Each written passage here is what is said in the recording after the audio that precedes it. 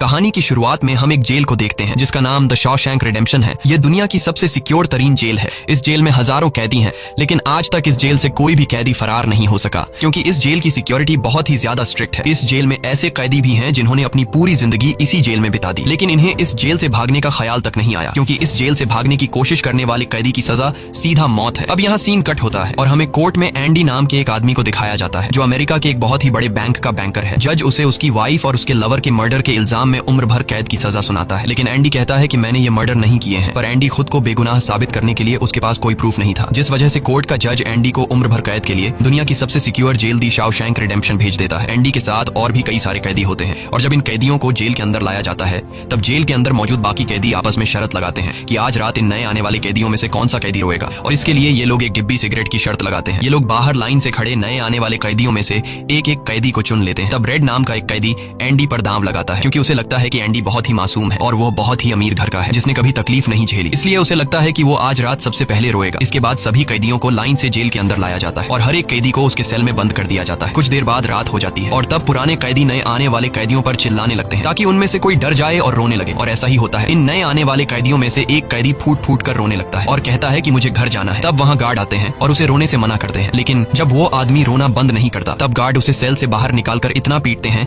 कि वह बेहोश हो जाता है। दूसरी तरफ रेड एंडी पर लगाया हुआ दांव हार जाता है और रेड समझ जाता है कि एंडी बहुत ही स्ट्रांग है क्योंकि इतना डराने के बावजूद उसने एक आवाज तक नहीं की। इसलिए अगले दिन रेड अपने साथी को सिगरेट का एक डिब्बा दे देता है क्योंकि रेड एंडी पर लगाया हुआ दांव हार चुका था। तभी हम एंडी को देखते हैं जो अकेला चुपचाप ब्रेकफास्ट कर रहा होता है। तब एंडी की मुलाकात जेल के सबसे पुराने कैदी ब्रुक्स से होती है। ब्रुक्स को यहाँ इस जेल में लगभग 50 साल पूरे होने वाले हैं। एंडी समझदारी से ब्रुक्स से इस जेल के सभी छोटे बड़े रूल्स और हर एक कैदी के बारे में जानने की कोशिश करता है। तब ब्रुक्स एंडी को जेल का हर एक सीक्रेट बता देता है और वो एंडी से कहता है कि अगर तुम्हें जेल के बाहर से कुछ मंगवाना हो तो रेड नाम के कैदी के पास जाना। ये सुनते ही एंडी भी इंतजार नहीं करता और वह सीधा रेड के पास पहुंच जाता है और रेड से कहता है कि मैंने सुना है तुम बाहर से किसी भी चीज को अंदर मंगवा सकते हो। तब रेड कहता है हाँ मैं मंगवा सकता हूँ, लेकिन ऐसी चीज जो यहाँ से भागने या फिर किसी को मारने में काम ना आती हो। एंडी रेड से कहता है कि मुझे हैमर यानी एक हथौड़ा चाहिए। हथौड़े का नाम सुनते ही रेड कहता है कि तुम्हें हथौड़ा ही क्यों चाहिए, क्या तुम हथौड़े से किसी को मारने वाले तो नहीं हो? तब एंडी कहता है नहीं, मैं किसी को मारने वाला नहीं हूँ, मेरा यहाँ कोई भी दुश्मन नहीं है। ये सुनकर रेड कहता है कि तुम्हारा यहाँ दुश्मन तो नहीं है, लेकिन जल्द ही कुछ लोग तुम्हारे दुश्मन बनने वाले हैं। वो कुछ लोगों की तरफ इशारा करके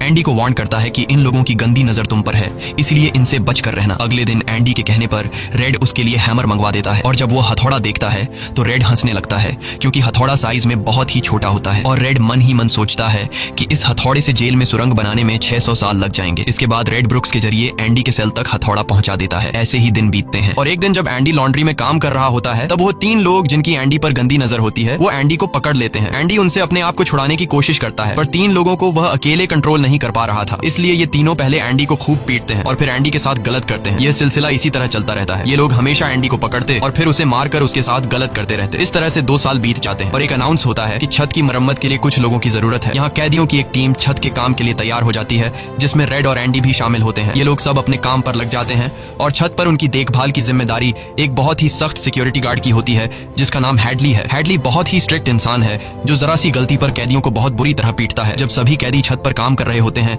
तब हैडली थोड़ा परेशान होता है और अपने साथियों से कहता है कि मेरे भाई की हाल ही में मौत हुई है जिसके अकाउंट में $30,000 पड़े हैं। अब मेरे भाई का मेरे अलावा इस दुनिया में और कोई नहीं है, इसलिए उसके पैसे पर मेरा हक बनता है। लेकिन परेशानी की बात यह है कि जब मैं इन $30,000 को अपने अकाउंट में ट्रांसफर करूंगा तब सरकार मुझसे टैक्स के रूप में सारे पैसे ले लेगी। हैडली जब अपने साथियों से यह बातें कर रहा था तब एंडी भी इसकी सारी बातें सुन लेता है। एंडी जो कि एक बहुत बड़ा बैंकर है उसे पता था कि इन पैसों को बिना गवर्नमेंट को टैक्स दिए कैसे निकाला जा सकता है।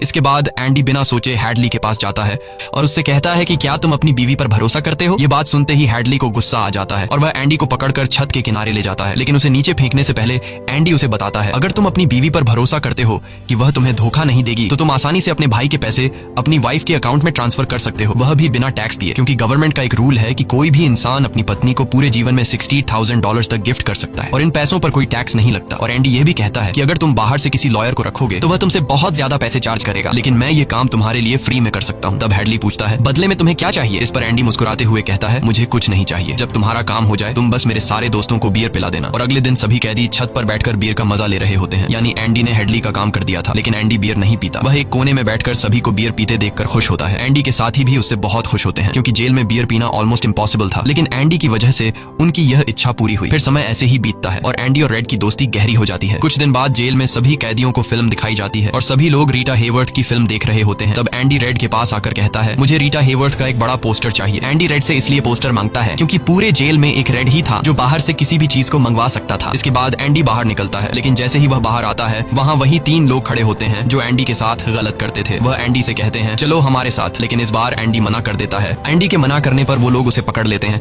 और उसके साथ जबरदस्ती करने की कोशिश करते हैं, लेकिन एंडी भी उनका मुकाबला करता है। पर वो लोग 3 होते हैं, जिस वजह से वो एंडी को बहुत ही बुरी तरह से पीटते हैं। पर आज ये लोग एंडी के साथ कुछ कर नहीं पाते, लेकिन एंडी को ये लोग इतना मारते हैं कि एंडी 1 महीने के लिए अस्पताल में चला जाता है और साथ ही वो आदमी जिसने एंडी को मारा होता है उसे 1 हफ्ते के लिए काल कोठरी में डाल दिया जाता है। 1 हफ्ते बाद जब वो वापस अपने सेल में आता है तो वहां पर वही ऑफिसर होता है जिसका एंडी ने $30,000 का टैक्स बचाया था। और इस ऑफिसर को किसी ने बता दिया था कि एंडी को इस आदमी ने इतना मारा है कि वो बेचारा 1 महीने के लिए अस्पताल में चला गया है। अब यहाँ वो ऑफिसर उस आदमी को इतनी बुरी तरह से मारता है कि वो हमेशा के लिए पैरालाइज हो जाता है। 1 महीने बाद जब अस्पताल से एंडी वापस अपने सेल में आता है तब उसे अपने सेल में रीटा हेवर्थ का एक बड़ा पोस्टर मिलता है जो कि असल में एक वेलकम गिफ्ट होता है रेड की तरफ से। इस तरह से दिन गुजरते हैं और एक दिन जेल का वार्डन सिक्योरिटी गार्ड के साथ एंडी के सेल में आता है और उसके सेल की तलाशी करवाता है। सेल की चेकिंग लेने के बाद जब वार्डन को कुछ नहीं मिलता तब वार्डन की नजर सामने लगे पोस्टर पर पड़ती है। वार्डन कहता है कि वैसे तो मैं सेल में पोस्टर अलाउ नहीं करता, पर तुम इसे अपने सेल में लगा सकते हो। दरअसल तलाशी तो एक बहाना होता है। वार्डन को इस ऑफिसर ने बताया था कि किस तरह से एंडी ने उसका $30,000 का टैक्स बचाया, इसीलिए वार्डन अपने फायदे के लिए एंडी से मिलना चाहता था। एंडी के हाथ में बाइबल होती है जिसे वह ले लेता है और बाइबल को लेकर वह यहाँ से निकल जाता है। पर कुछ ही दूर जाने के बाद वह वापस लौट कर आता है और उसके हाथ में जो एंडी की बाइबल होती है वह उसे लौटाते हुए कहता है कि मुक्ति इसी में है। अगले दिन वार्डन एंडी को अपने ऑफिस में बुलाता है और कहता है कि तुम्हारे जैसे इंटेलिजेंट आदमी को जेल की सलाखों के पीछे नहीं रहना चाहिए। इसलिए वार्डन एंडी को लाइब्रेरी का असिस्टेंट बना देता है। लाइब्रेरी में वही बुक्स नाम का बूढ़ा आदमी होता है जो कई सालों से लाइब्रेरी संभाल रहा है। तभी वो ऑफिसर जिसके लिए एंडी ने $30,000 बचाए थे वह एक दूसरे ऑफिसर को एंडी के पास लेकर आता है। असल में उसे ITR का मसला था जिसे कुछ ही मिनटों में एंडी भर देता है, जिस वजह से पूरे जेल में एंडी के चर्चे होने लगते हैं। जैसे जैसे साल बीतते हैं एंडी के पास काम बढ़ता चला जाता है, जिस वजह से एंडी को अपने पास एक असिस्टेंट की जरूरत पड़ती है और वो अपना असिस्टेंट अपने सबसे अच्छे दोस्त रेड को बनाता है। एक दिन लाइब्रेरी में ब्रुक्स एक कैदी के गले पर चाकू रख देता है और वो उसे बिना वजह मारने की धमकी देता है। असल में सरकार ने उसकी सजा माफ कर दी है, पर वो इस जेल को छोड़कर नहीं जाना चाहता। आज उसे इस जेल में पूरे 50 साल हो चुके हैं। उसकी पूरी जिंदगी इसी जेल में बीत गई है और वो बिल्कुल भूल चुका है कि बाहर की दुनिया कैसी है। ये जेल की दुनिया ही उसकी असली दुनिया है और उसे लगता है कि अगर उसने किसी का खून कर दिया तो उसकी सजा बढ़ जाएगी और उसे इसी जेल में रखा जाएगा। एंडी के समझाने पर ब्रुक्स उस आदमी को जिसकी गर्दन पर उसने चाकू रखा था छोड़ देता है। अब न चाहते हुए भी ब्रुक्स जब जेल से छूटने के बाद बाहर आता है तो उसे बाहर की दुनिया बहुत अजीब लगती है। 50 सालों में बाहर की दुनिया की रफ्तार काफी ज्यादा बढ़ गई होती है। जहाँ सड़क पर पहले एक गाड़ी दिखती थी अब सड़कों पर गाड़ियों की भीड़ है। कुछ दिन बाद वो एक सुपरमार्केट में काम करने लगता है, लेकिन उसका बाहर की दुनिया में बिल्कुल भी मन नहीं लगता। उसे बार बार जेल की याद आती है और वो जेल में वापस आना चाहता है। इसीलिए वो कभी कभी सोचता है कि वो कोई क्राइम करे ताकि वह फिर से इस जेल में जा सके। लेकिन ब्रुक्स इस उम्र में कोई भी क्राइम नहीं करना चाहता था और इस भीड़ भाड़ वाली तेज रफ्तार वाली जिंदगी में ब्रुक्स सर्वाइव नहीं कर पाता और अपनी जान दे देता है। मरने से पहले वो जेल में अपने साथियों के नाम एक खत लिखता है जिसे पढ़ते हुए सभी बहुत ज्यादा इमोशनल हो जाते हैं। वहीं हमें जेल दिखाई जाती है जहाँ पर वार्डन एक नया प्रोग्राम शुरू करता है। इस प्रोग्राम में जेल की कैदियों को बाहर ले जाकर काम करवाया जाएगा ताकि उन्हें पता चल सके कि मेहनत से पैसे कैसे कमाए जाते हैं। और कैदी भी इस काम के लिए मान जाते हैं क्योंकि वह सब भी बाहर की हवा खाना चाहते थे और इस तरह से वार्डन इन कैदियों से काम लेता है। पर इस प्रोजेक्ट के जरिए वार्डन को बहुत सारे कॉन्ट्रैक्ट मिल जाते हैं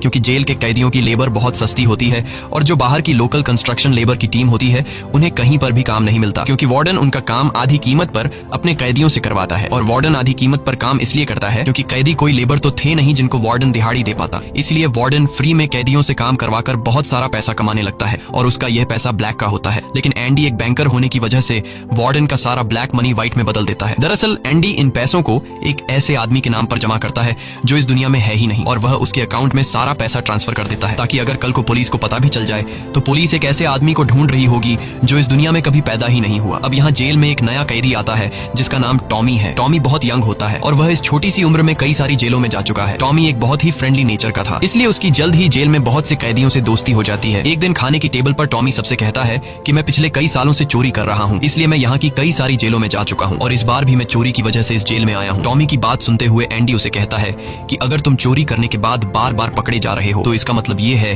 कि यह काम तुम पर सूट नहीं करता, इसलिए तुम्हें चोरी करना छोड़ देना चाहिए। टॉमी को एंडी की यह बात बिल्कुल ठीक लगती है, इसलिए टॉमी रेड से एंडी के बारे में जानकारी लेने लगता है। टॉमी रेड से कहता है कि एंडी बहुत ही इंटेलिजेंट और डिसेंट इंसान है, उसे जेल क्यों हुई है। रेड उसे बताता है कि एंडी एक बहुत बड़ा बैंकर था लेकिन उसने अपनी वाइफ और उसके लवर का कत्ल किया जिस वजह से उसे उम्र भर कैद हुई। यह सुनकर टॉमी सोच में पड़ जाता है। जैसे उसे कुछ याद आया हो उसके बाद वह वह एंडी को बुला लेता है। अब टॉमी के सामने एंडी और रेड होते हैं। टॉमी इन दोनों को बताता है कि 4 साल पहले मैं एक जेल में गया था जहाँ पर मुझे एक कैदी मिला और उस कैदी ने मुझे बताया कि एक रात वह एक घर में चोरी करने गया। चोरी के दौरान उस घर का मालिक जाग गया। अब पकड़े जाने के डर से उसने उस घर के मालिक और उसकी पत्नी को मार डाला। बाद में उसे पता चला कि वो दोनों पति पत्नी नहीं थे बल्कि लवर थे और वो औरत एक बहुत बड़े बैंकर की पत्नी थी। कुछ समय बाद जब मैंने अखबार में न्यूज पढ़ी तो मुझे पता चला कि पुलिस ने जब इन 2 मर्डर्स के बारे में जांच की तो पुलिस को शक हुआ कि इन दोनों को बैंकर ने मारा है। इसलिए बैंकर को उसकी पत्नी और उसकी पत्नी के लवर के हत्या के इल्जाम में गिरफ्तार कर लिया गया। यहाँ हमें पता चलता है कि एंडी बेगुनाह था। ये सब जानने के बाद एंडी वार्डन के पास जाता है और उससे ये सारी बातें बताता है, पर वार्डन जानबूझकर उसकी बातों पर विश्वास नहीं करता क्योंकि एंडी वह इंसान है जो उसके काले पैसों को व्हाइट में बदलता है और वार्डन के सारे राज जानता है। इसलिए अगर एंडी यहाँ से चला गया तो वार्डन न तो और पैसे कमा पाएगा और शायद उसके ब्लैक पैसों का राज भी खुल जाएगा। इसलिए वह एंडी से कहता है कि यह एक झूठी कहानी है।